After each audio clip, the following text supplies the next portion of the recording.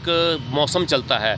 1 अप्रैल से 15 अप्रैल तक लूट का पखवाड़ा आज शहर के अंदर चल रहा है। और अच्छी शिक्षा के नाम पर ये दिखावा कर रहे हैं, शिक्षा नहीं, ये ढोंग है। और एक वही पूछ लें इनसे आने वाले टाइम में अगर ये वोट मांगने आएंगे तो पूछे स्कूल के नाम पे क्या किया, शिक्षा के नाम पे क्या किया। दो ही तो समस्या है जनता की। हर कोई इंसान इस चोर पार्टी से, इस जो भ्रष्टाचार पार्टी से डर कर घर में बैठा हुआ, लेकिन हम डरने वालों में से नहीं है कि बाजार की वस्तु बना दी, इसका हम विरोध कर रहे हैं। आज नहीं तो कल हमारे साथ पूरी पब्लिक खुलकर आएगी।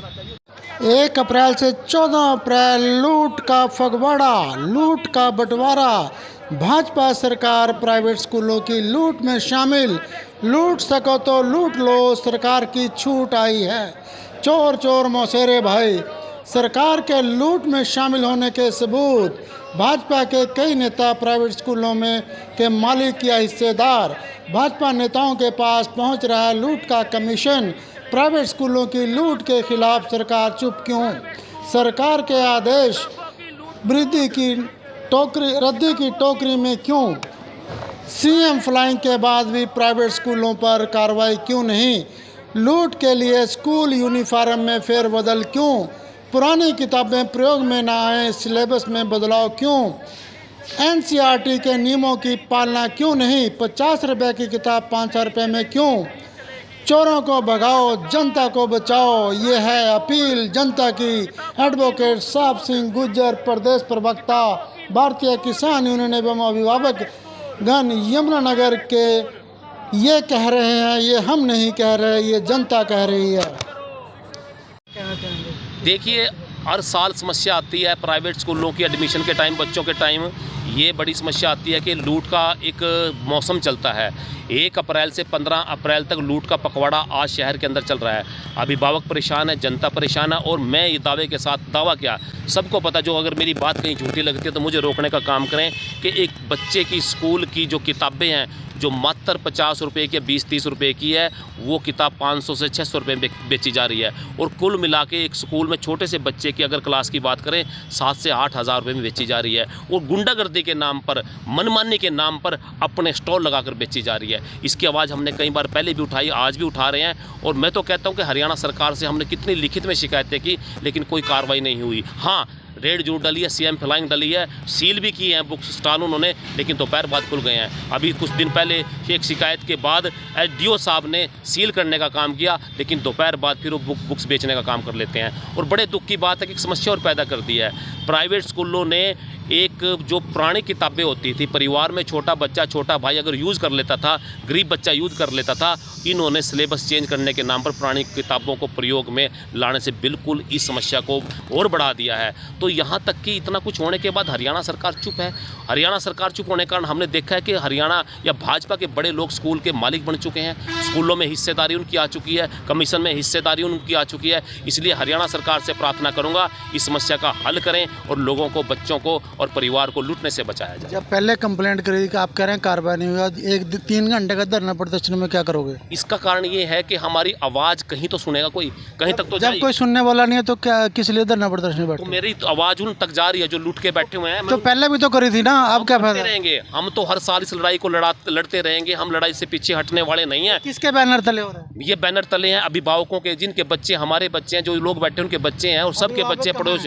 अभिभावक, मैं अभिभावक हूँ, पीछे साथी बैठे अभिभावक है, किसान अभिभावक है। और मैं तो कहता हूँ, लूट के खिलाफ जो भी आवाज़ उठाएगा उसकी हम लड़ाई लड़ने का काम करेंगे। हम पीछे हटने वाले नहीं हैं। और दूसरी बात यह कि हाँ, अगर कुछ नहीं होता तो ना होने दे। जो आवाज़ मेरे अभिभावक तक, पेरेंट्स तक जा रही है, वही पूछ लें इनसे आने वाले टाइम में अगर ये वोट मांगने आएंगे तो पूछे स्कूल के नाम पे क्या किया, शिक्षा के नाम पे क्या किया। दो ही तो समस्या है जनता की, शिक्षा का, सुरक्षा का और स्वास्थ्य का। तो तीनों रास्तों, तीनों के लिए क्या किया हरियाणा सरकार करे। और हाँ, ये कहते क्या कर सकती है हरियाणा सरकार। मैं तो प्रार्थना करूंगा हरियाणा सरकार से, प्राइवेट स्कूलों के किताबों के सैंपल ले ले, आप उनको बनाकर, मार्केट में बनाकर खुद स्टॉल लगाकर बेचें। जो लागत पड़ती है हम देने के लिए तैयार है। हम लूटने से बच जाएंगे। और मैं अकेले, मेरी समस्या नहीं है, हर परिवार की समस्या है, हर व्यक्ति की समस्या है। और कुछ स्कूल तो मैं सबको दोषी नहीं मानता।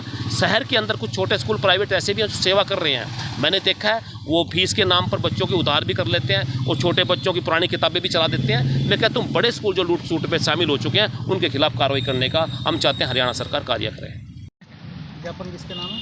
देखिए, हम इस बारे में एक ज्ञापन भी हरियाणा सरकार कार्रवाई करे, हरियाणा सरकार को जगाने के लिए राष्ट्रपति के नाम एक विज्ञापन दे रहे हैं ताकि जनता की सुनवाई हो सके, अभिभावकों की सुनवाई हो सके और लूट खसूट से जनता को बचाया जा सके। अभी ज्ञापन देने का भी हम काम करने जा रहे हैं। ये जो आज शिक्षा को लेकर ये जो बच्चों की लूट खसोट, पेरेंट्स की लूट खसोट की जा रही है प्राइवेट स्कूलों द्वारा, उसके विरोध में प्रदर्शन धरना है ये। और हम ये चाहते हैं कि भीख नहीं, अधिकार चाहिए, शिक्षा, स्वास्थ्य और रोज़गार चाहिए। सरकार पहले प्राइवेट स्कूलों को बढ़ावा नहीं देती थी, अब सरकार प्राइवेट स्कूलों को बढ़ावा दे रही। यहाँ तक कि चिराग योजना के माध्यम से सरकारी स्कूलों से बच्चे प्राइवेट स्कूलों में भेजे जा रहे हैं और शिक्षा अब एक लूटने का साधन बन चुकी है। ये शिक्षा सेवा नहीं, ये एक बाज़ार की वस्तु बन चुकी है। और हम ये कहना चाह रहे हैं, शिक्षा बाज़ार की वस्तु नहीं।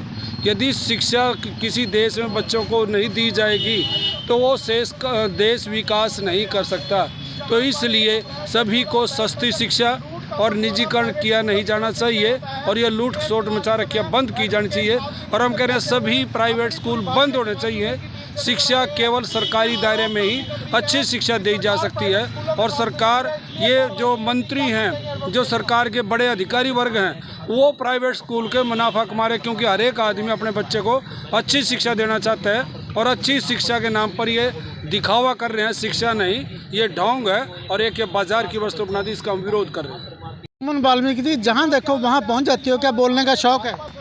देखिए, आप इसे बोलने का शौक कह सकते हैं, लेकिन हम देश के वो भक्त हैं जो अपनी आवाज़ उठाने के लिए कहीं भी पहुंच जाएंगे, ये आप कह सकते हैं। क्योंकि देखिए, आज सामाजिक कार्यकर्ता ही हैं जो हर एक मुद्दे को उठा रहे हैं और हम सामाजिक कार्यकर्ता होने के नाते अपने फ़र्ज को निभा रहे हैं। जहां पर अगर आज भगत सिंह की बात की जाए तो हर घर में भगत सिंह होना चाहिए था, लेकिन होने के बावजूद भी आज हर कोई इंसान इस चोर पार्टी से, इस जो भ्रष्टाचार पार्टी से डर कर घर में बैठा हुआ। लेकिन हम डरने वालों में से नहीं हैं।